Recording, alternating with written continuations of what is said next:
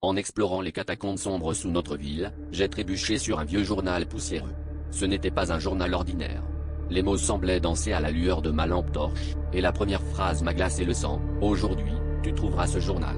Mon cœur s'est serré tandis que je réalisais que ce vieux cahier prédisait chaque événement horrible de ma vie. Chaque page tournait le récit de mes cauchemars en réalité. Intrigué et terrifié, j'ai continué à lire, chaque mot résonnant comme un écho funeste dans les profondeurs silencieuses des catacombes. Le journal décrivait des événements tragiques que j'avais déjà vécus, des plus petits accidents aux pertes les plus dévastatrices. Mais ce qui m'a fait frissonner, c'étaient les pages qui n'avaient pas encore été écrites dans ma vie. Les mots dépeignaient des futurs si sombres que je ne pouvais les concevoir.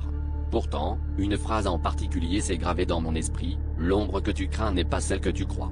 Chaque jour, cette pensée me hantait, me laissant sur le qui-vive, à chercher des indices dans les ombres vacillantes autour de moi.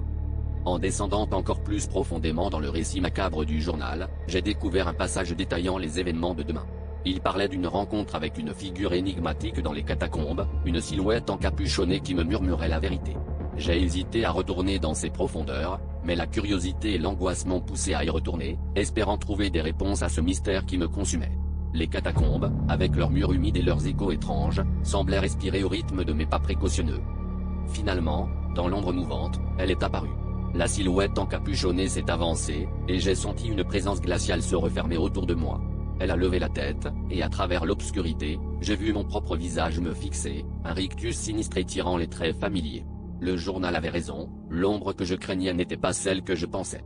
C'était moi, ou du moins une version de moi que je ne pouvais concevoir.